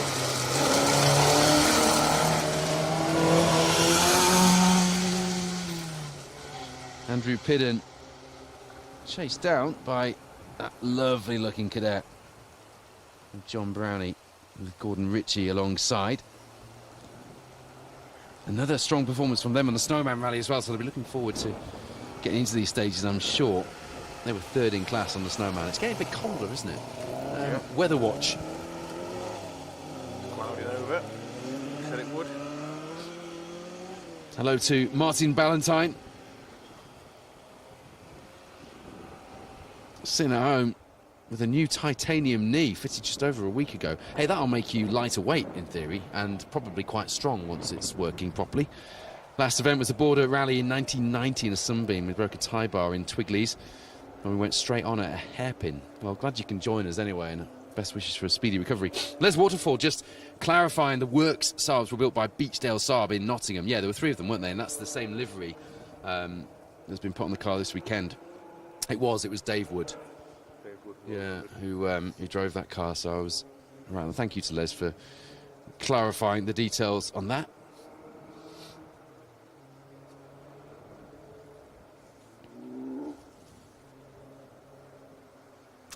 Les says Per Eklund's car went to Sweden and was used by factory employee Per Carlson. And Kjell Olofsson's car was scrapped after a big off in Garthenjog. Yeah, so that is one of the 2 remaining Works Saab 900s from the 97 season. And Works is in speech marks because it was more of a dealer sport team. But then, the Works cars back in the day were dealer sport teams, weren't they? Look at dealer team Vauxhall. That was a dealer network that put that team together, and Vauxhall then got interested and got involved, but only really at arm's length. So I'm still calling it Works, Les. I hope that's okay with you.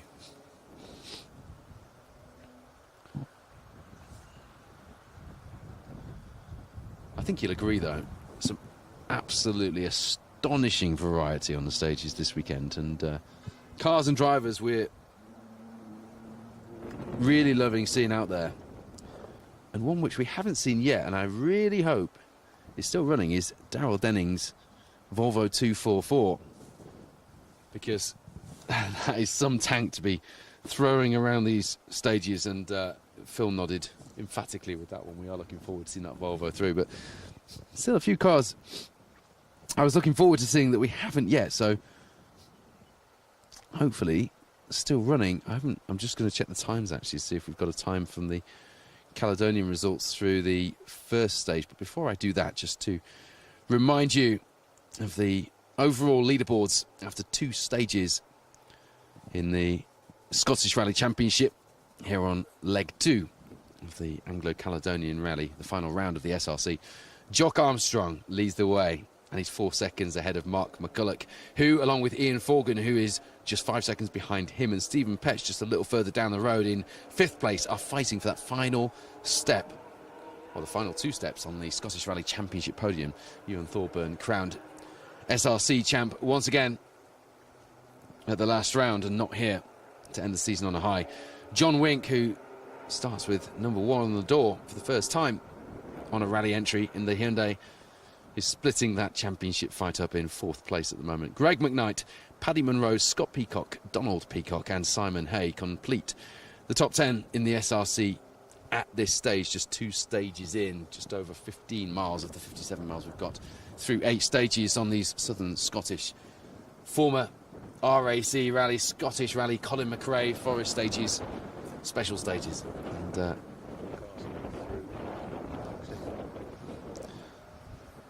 yeah, all the cars showing us through stage 1. So let me just go back to Castle Ur and see if we had a time from the Volvo through there.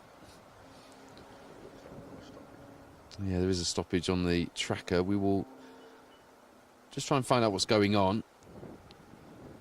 If you missed any of the action from yesterday, by the way, and I do urge you to have a look at just how stark the contrast is between the conditions in Kielder yesterday and the conditions here in the southern Scottish stages, particularly here, as you see, in Twigley's. Almost perfect conditions for a winter rally, this, if you're a competitor, but it was more perfect yesterday for some of our giant killers on the leaderboard, wasn't it? With the snow and the ice being such good levelers. Let's have a look, stage 9. Darrell Denning did put a time in, actually, through the first stage, so I'm hopeful we will see that Volvo 244 through here. He's been looking forward to this rally. We last saw him. When did we last see Darrell Denning? Was it the Woodpecker? Got a top 10 historic finish on one of them. Just like throwing that thing around. Yeah, it was a top 10 on the Woodpecker. He's got a really interesting... in fact, Julia Perry was in with him on the Woodpecker. She mentioned that to me. He's got a really interesting rally history. Started in 1978 in a Sunbeam Imp Sport. Then he went to a Fiat 128 Sport and did an escort stint, as we have to do, right? And then went to his first Volvo in 1987, which was a 240.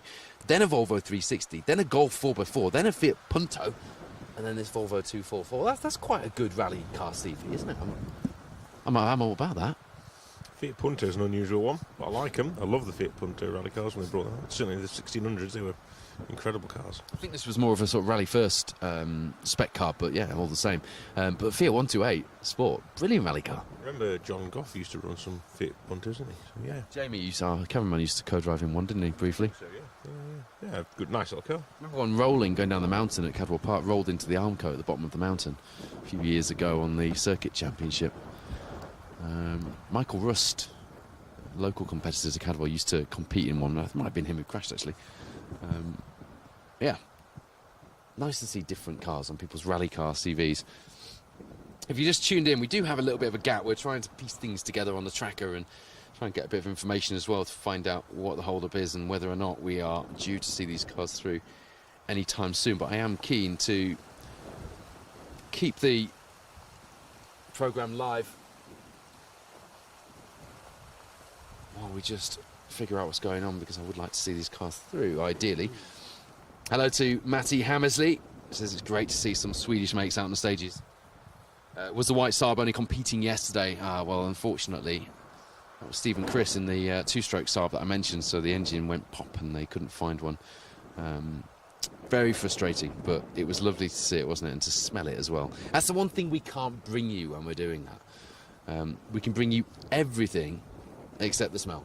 If we could invent scratch and smell live rally TV, I think we'd be very rich men, Phil, because the smells out here, especially yesterday, and that's something we don't get very often, is that combination of snow, which has a smell. And I know this is going places that you weren't expecting to go, by the way. Phil's thinking, where are we going with this? And if you're just tuning in, I apologise, but there's a smell that comes with the snowy rally stage. And to have the rally cars through with the smell of the oil and the brakes. Hot mud, isn't it? Yeah, hot mud has a smell as well, but hot snow is not one that we have very often. And yesterday, although I couldn't feel parts of me that I did remember being there, it was nice to have that smell. That's the one thing we can't bring you at home. But hopefully, we will bring in just about everything else, and you can put us on in the background like Neil Howbridge working on his Anglebox project, or you can, plan your entire day around watching the live programme. We don't care how you do it. We don't mind being your acoustic wallpaper, do we, Phil? Absolutely not, no. We've got a few cars making their way through the stage now, looking at the tracker slowly and in convoy, but they're hopefully just clearing the area of the incident. I don't know what's happened, do we? We don't know if it's been an accident or a breakdown or what's gone on. So, cars making their way through the stage towards us. They're going to be with us in a few minutes' time. There's a bit of a drive to get here, but hopefully the issue will be cleared and we can get going again very shortly. Hello to everybody doing the Croft Christmas stages, by the way. I see Patrick O'Donovan is out in a Mark II. That'll be interesting to see. He's a quick boy in his Hyundai, and I'm sure he will make mincemeat of that Mark II out there. And the slippery Croft circuit, it will be slippery as well today. Not too far from here, is it, either?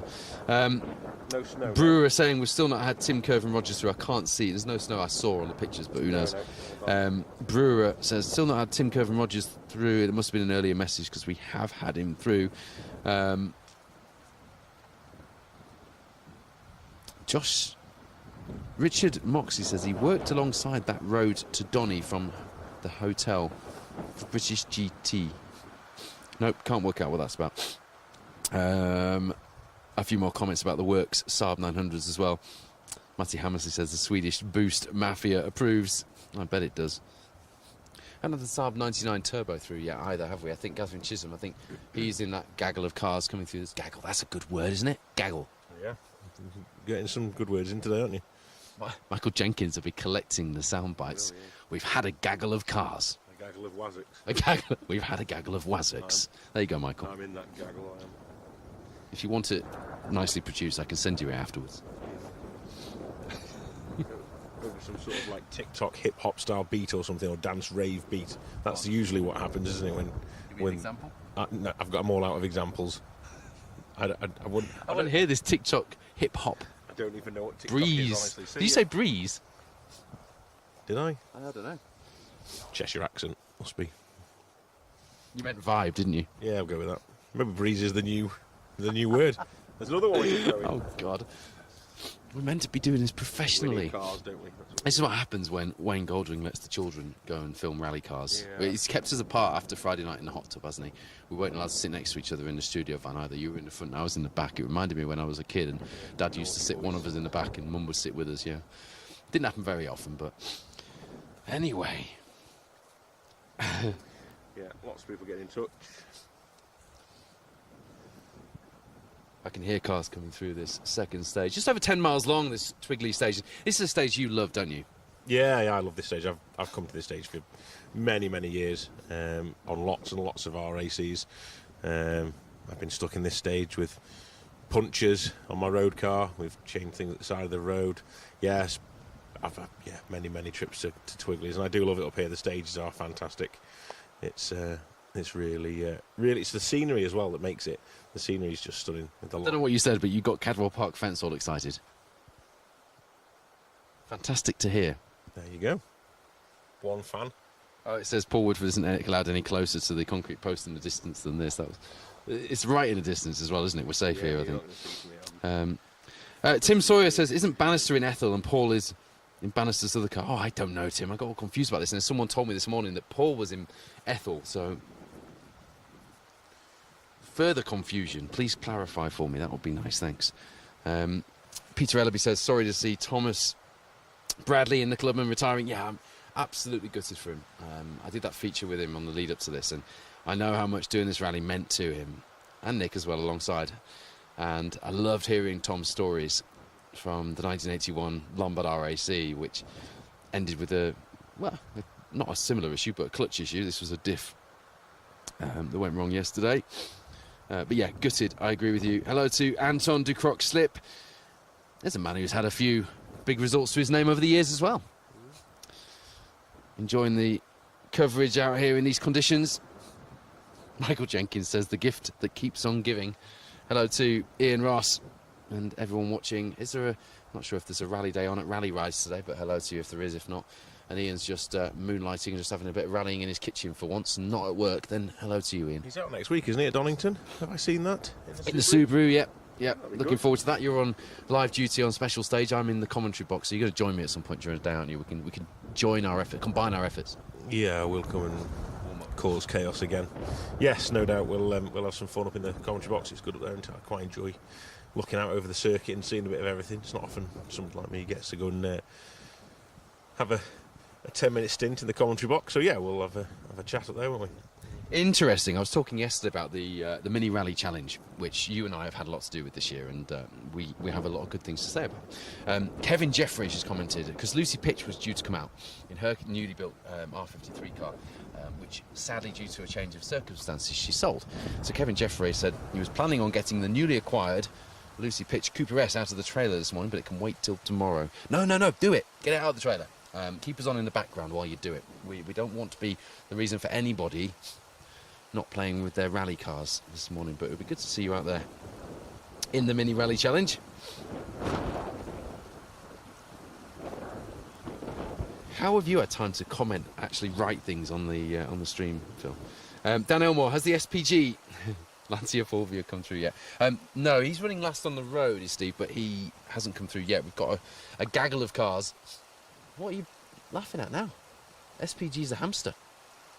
I'm laughing at the video of me catching tomatoes. The video of the tomatoes. If you haven't seen, you have to be on my personal Facebook, actually, not my public profile. But I didn't think Wayne would appreciate it on the public page. But our preparation, the screenshot's good, isn't it? Our preparation for this stage was an inaugural cherry. I've still got 2 left if you want to do it.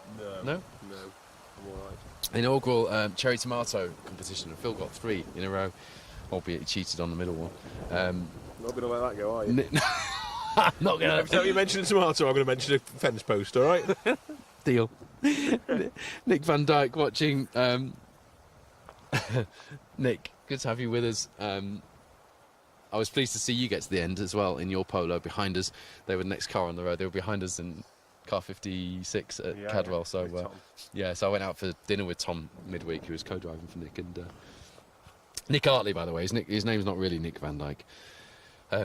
Just to point that out. And Tom said they were looking forward. Tom used to co-drive for me, and they were looking forward to seeing me back out, and Julia alongside. And then they got through with 5 corners in, was it? And there was all bits of car all over the road. And Tom was like, "Oh, someone's had a bit of a do here. Oh, for God's sake, it's Woodford." Parked up on the right-hand side under the trees. Probably thinking, thank God I'm not in with you. Probably was, wasn't it? It could have been a short-lived adventure. Luckily, it wasn't a short-lived adventure. We had lots of fun after that. Hello to Natalie Robinson joining us. Not out on the stages herself this weekend, but no doubt cheering a number of our competitors along, actually.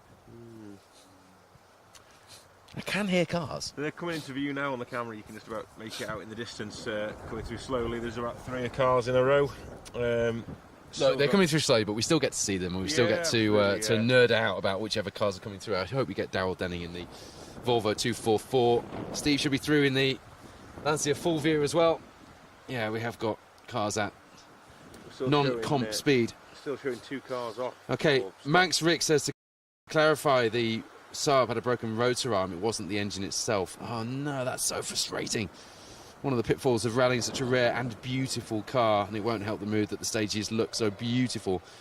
No, I bet it won't. Oh, that is absolutely gutting. I'm so disappointed for them.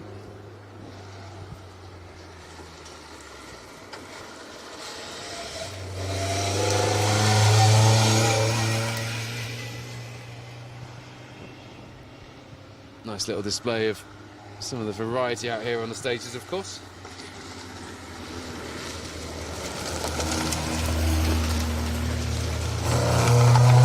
Escort, Peugeot 205, and Fiesta ST. And Fiesta ST is certainly one of the cars to have this weekend, isn't it? Well, actually, I was going to go back and check what Tim's times were through this, wasn't I?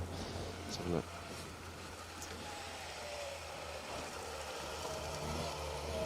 I know we've slowed things down as we bring these cars through at non-comp speed. I'm not sure what's happened further back in the stage. Hopefully nothing serious. So apologies for that, but we hope you're still enjoying the stream at least. I know, Phil Morton, I was looking forward to seeing Phil and Paul through here in the Datsun. They were going well last night in the snow. Oh, and Phil Rowland, Phil Woodcock as well in the BMW. They were out at Cadwell Park with us last weekend. Anyone with the name Phil seems to be a problem. Yeah, if your name's Phil, you're going to have issues today. Have you had any issues today, Phil? Apart from the stale croissant? That was my biggest issue of the day. Yeah, like we can see the cars are stopped in the stage. Obviously, we don't know what's going on. It could just be that the mechanical, the broke down. So there's no problems at the minute. We just wait to see, and we'll see if we get it recovered and get out of the way, and then hopefully we'll get the stage going again. But at the minute, 2 cars stopped. A lot of cars on the start line, moving towards the start line, actually ready to get going, and hopefully we'll be underway again very soon. Yeah, just going back to, I was waiting for that time to drop through from Tim Kevin Rogers, who was in 6th overall coming into this second stage of today. Now dropping down to 18th on the overall leaderboard. But he was stuck behind, wasn't he? I told you, he'd caught that Porsche in the stage there, James Brady. Unless that's no, I'm not sure that that's actually real time. I'm not sure if something's gone wrong there, because Tim's showing us the slowest car through at 16 minutes 50. Unless he had a puncture after we saw him or something like that. That doesn't seem right to me. I hope that is an errant time. We had a few of those yesterday in the results, and it will iron itself out, because Tim will be gutted. Can't take that performance from yesterday away from him, but would have liked to have added a similar one to today's proceedings. And if those times are correct, that charge from the Fiesta driver is over.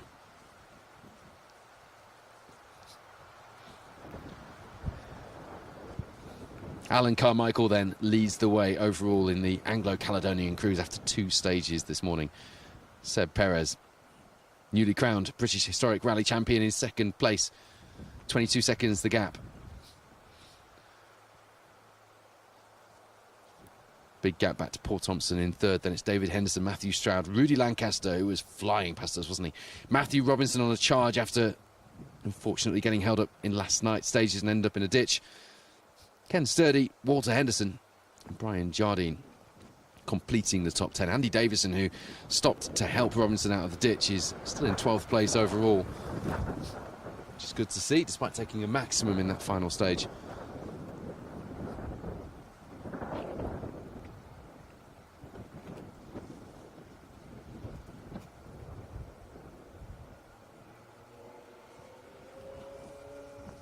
I can definitely hear rally cars. Have we got any coming towards us at the moment, Phil? No, they're the ones heading down the tree line over there, back to the finish line.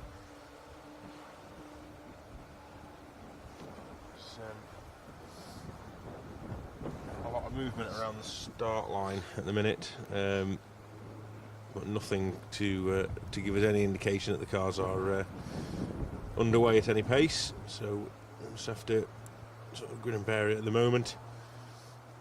Like cutting streams off early, do we? So try and bring as many people as possible. We're going to try and keep it on. Actually, can we let's show the people my jacket, because that's quite cool, isn't it? I'm basically, it's 1993. If you think it's cool, it's cool. It is cool. This is one of the original Top Gear Rally Report jackets that the presenters wore on the programme back in the early 90s. So it's original, and somebody sourced it for me. So pretty cool, don't you think? Phil doesn't think that's very cool. I mean, if you didn't know what it was, I went shopping in it on Friday night and I thought people must think I'm like a proper throwback, but I think it's quite cool. And we just wanted, or I wanted to do the retro thing, even though we're not doing the retro rally report shows like we did on the Roger Albert Clark. Confirmation then from producer Wayne that we are going to keep the programme going to get the last few cars through the stage, which is good news, isn't it? There's no pressure on us, which sometimes we do have. There's nothing on us to hold things back. Or we are going to do our very best anyway. That is the plan as things stand. So we'll jump back into the... don't forget, if you are commenting, by the way, even if it's just inane banter, as we call it, you will get put in the draw for one of the Rallying Is Life T-shirts. So here's a question for you then, Paul. Have you been up to these forests before? Is this the first time for you in Twigley's, or have you been up here before? I've not been to Twigley's before. We did a forest on the RAC, didn't we? And have I done any more? I'm sure I've done another Scottish forest a long time ago, but I can't remember. No, I've not been in this one. This is beautiful. Yeah, it's lovely. This is Black-esque Reservoir, by the way. We were talking about it earlier. I actually knew that, but I didn't want to just say it in case I was wrong, and then I had loads of Scottish people going, "No, you're wrong." Oh, I do that all the time. I normally upset Welsh people, but I did check it, and it does tell me that. So yeah, this Black-esque Reservoir. Excellent. But more importantly, David Cully has confirmed that it's definitely the William Willard look. I'm sure he spelled that wrong on purpose. I hope so. Yeah. It's one of my... Lee Kibble says the cars that have to go through the stage at non-competitive speeds, what happens to their times in relation to competitive at full speed?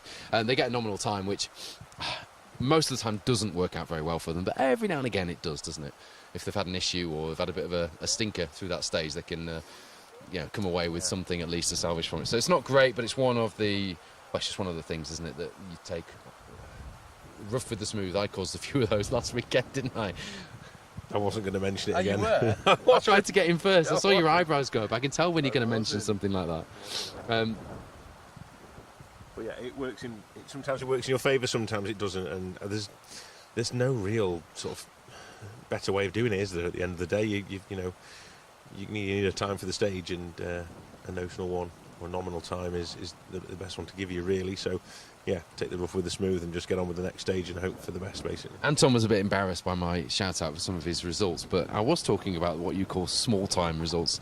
I remember seeing your name on result sheets a few years ago, but yes, your dad Roger did come up in some of the chats we've had about the motoring news days, both at the Motorist a few weeks ago and then last weekend at Jonathan Pullin's book launch as well for Forgotten Rally Photos. If you haven't yet got your hands on one of those books, you need to. If you go to BHP Publishing, a Scottish publishing house actually, not far from here.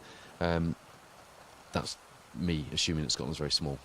But if you haven't yet got your hands on one, go to BHP Publishing. And it's good, wasn't it? I don't know why. Sometimes I overshare. I say the things that should really just stay in my head. Usually it doesn't get me in trouble, but every now and again it does. Do get you a copy of Forgotten Rally Photos. It is absolutely wonderful. It's a brilliant coffee table piece, and I'm afraid, I'm sorry to say, JP, if you are tuned in, but that's all it has been for me since that brilliant night in Malton a week last Friday when we launched the book with some absolute legends, John Laley, Steve Bannister, Bob Bean, and the whole host of stars of the 60s, 70s, 80s in the road rallying and stage rallying. Because I've just been so busy, it's just sat there waiting for me to have a few moments to have a flick through. I have a waiting place in our bedroom on my bedside table that if I've got a book I want to read or something that I want to do, it stays there, and Vicky knows that I've got something waiting for when I've got a moment. It's usually a rally book, Phil. Look at me like that. Kev Wilson says he's sitting at the start of the second stage at the moment. I've got a taste for how that felt last weekend. It's quite fun, actually. If you've got any updates, Kev, do let us know, because we are hoping to keep the live programme going. What car number are you in, Kev? Let us know. Well, we could have a look, couldn't we, Clive? I could find that. Yes. Yeah. What car is Kev in?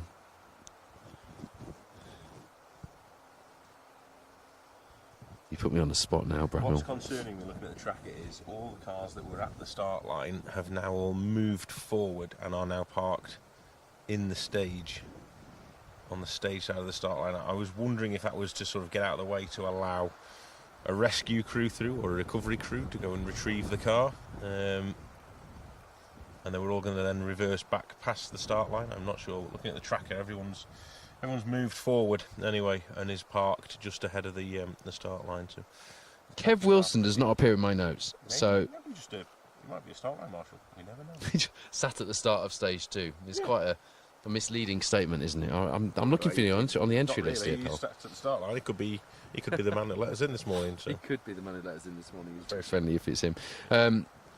Carol Martin Thompson says, just having talked to John Goff, who's servicing with Rocky for Tim in the Fiesta, he has had a puncture, and that explains the slow time through the second stage.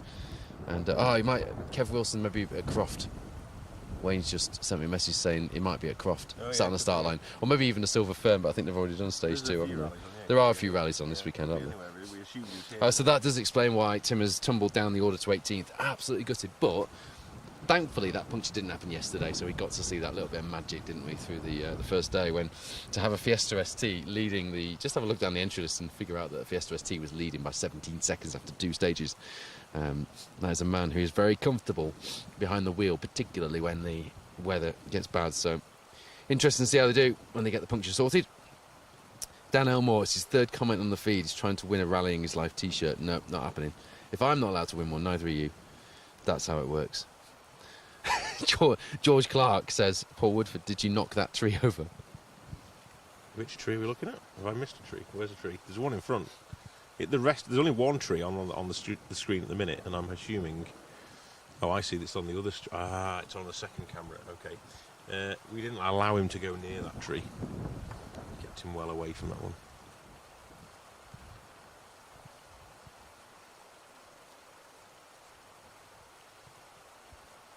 I can hear cars. I keep hearing cars. Yeah, It's maybe just my curse. Everything's moved into the stage. Kev Wilson is with the service crew of the SPG Fulvia. Oh, there you go.